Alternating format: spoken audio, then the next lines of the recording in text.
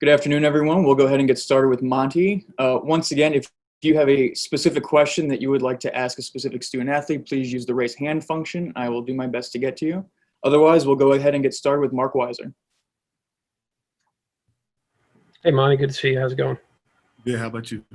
Good. Hey, I want to ask you, in regards to practice, is anything different in COVID in that, trying to make sure that guys at the same position don't, obviously you don't have to sit down multiple guys because of infection. Do you notice anything different on the practice field in terms of what you guys are doing to avoid that kind of thing? I mean, we get tested like frequently ever since we've been back. And then now we get tested 3 times a week. So I wouldn't say much change from practice standpoint. We've been doing the same thing. Much ain't changed. I mean, what's it going to be like, you think, Friday or Saturday? Well, I guess you'll know Friday when you leave and stuff, but you could be missing, some guys because they might have to sit due to that. How much do you think the depth of this team, will be leaned on during the season because of that? It's going to be key that we, make good decisions on the weekends, outside of the bus mirror, because we can't really afford, we got a lot of players, but, we need everybody on the whole team, freshman, sophomore, junior, senior. We need everybody because you just never know when your name going to be called to come in and, you have to make a play. And, and you got injuries too on top of COVID. So, you just got to be real smart, like when, who you hang around, and make sure you wear your mask. Mike Griffith, do you have a question for Monty? Hey, Monty. Tell me about Nakobe Dean. Last year, Tay was the guy next to you. Tell me what the deal is with Nakobe Dean on the field and off the field. People have talked about his suits, I guess. So can you give me some background on who Nakobe is, what he is? Nakobe, he's special. For him to be that young and be able to pick up stuff the way he do, like, I think I'm pretty smart, but he on another level. I mean, he an engineer, so he's just a different type of dude. He come in to work every day, and I would say he pushed me to want to play better as well, because he's like, man, this dude is a young dude, but like the way he play and his mindset, you would think he's like a lot older than what he is. But he come to work every day, and he leads. It's not as a sophomore, it's not, you don't necessarily be comfortable with checking somebody, but from what I've seen and being around him, he's very comfortable in that role, and I would say he's a terrific teammate. Seth Emerson.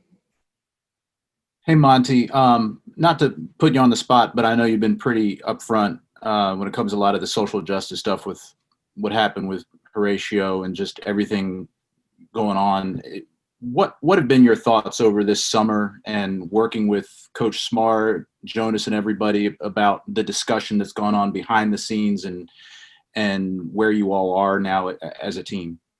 Well, I'll say, first of all, UGA, the athletic department, they've done a great job, making us feel comfortable and, talking about it as a team with all the issues going on. And, it's been an open mic for anybody who's want to, talk about it, get the frustrations out. But, I would just say, as long as we just, keep pushing a positive message going forward, everything will continue to get better as a whole.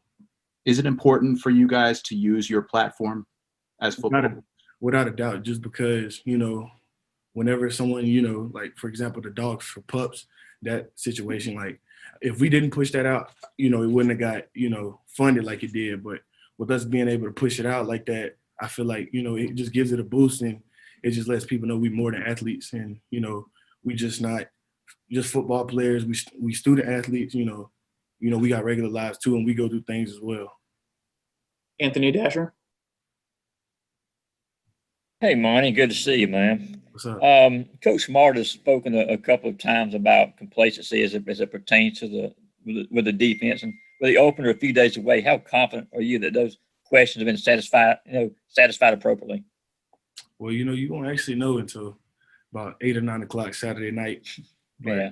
I will say, we just don't need anybody on the whole team, including me, on the defense especially, to start feeling themselves, especially, based off last year. Y'all like to hype us up on Twitter and all that because we did so great last year. But, Arkansas and, that group over there, they don't care about what happened last year, and neither do we. So, it's time to make a new stamp.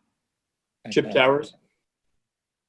Yeah, Monty, it's so many uncertainties this season in particular. You're one of those guys that falls in the category of, could be understood to opt out because of all that uncertainty. Why didn't you? How come you didn't? Why'd you want to stick? Because I love my teammates and, stick with them, right or wrong. So I love being around these guys, and, this is my last year, so I want to be around them as much as possible. We'll go to Connor Riley. Hey, Monty, hope you're doing well. What are your expectations both for yourself and for this defense this year, given all that you guys bring back and all the talent you have on it? I would just say just play to our standard. Just play hard and play for each other. And, just be the best player I can be for the team, stuff like that. Brandon Sudge. Hey, Monty, following up on the social justice stuff that Seth asked you about, like, how important is that to use your platform on a game day as well? And how, like, are there any things that you have in mind to kind of make that known on a game day? I know y'all have the patches on the jersey. Is there anything else there? When it comes to Saturday, it's about the game, but I think it's important that we voice a positive message about that, regarding social injustices and all that. That's what the patches are for. And I think before the game, we're gonna come together with Arkansas. So, there's some positive things that are gonna take place. Jed May. Hey, Monty, I wanted to ask you, with everything that's gone on this summer, one, are you excited to finally be back, having it be a game week and excited to finally play on Saturday? And two, were there points over the summer where you weren't sure whether you'd actually get to this point? Yeah, I was not very confident that we was going to play this year, especially after the other conferences shut it down. But, we're here for a reason. So, let's play, hopefully, everybody keep wearing their mask and, try to keep the numbers down and keep everybody safe, because safety is the number one, thing for me, for everybody, because I just want to make sure everybody, especially, my teammates, make sure they're straight, make sure they ain't, nothing crazy going to happen. The last question from Monty. We'll go to Jake Rowe. Hey, Monty, you've kind of had a front row seat to this offense and facing 1-versus-1s in practice. Obviously, not asking for specifics, but, what have you seen from that group? What kind of improvement have you seen? How excited should Georgia fans be about what you guys can do offensively? We got a lot of special players over there. George Pickens, you got Kieras, you got James Cook, you got Zamir, Kenny. You got a lot of good players over there. But, ultimately, you're going to be judged about how you play on Saturday. So, that's why we get a great opportunity this weekend, for everybody on offense, defense, special teams to go showcase what we've been doing the last couple of months and what we've been preparing for.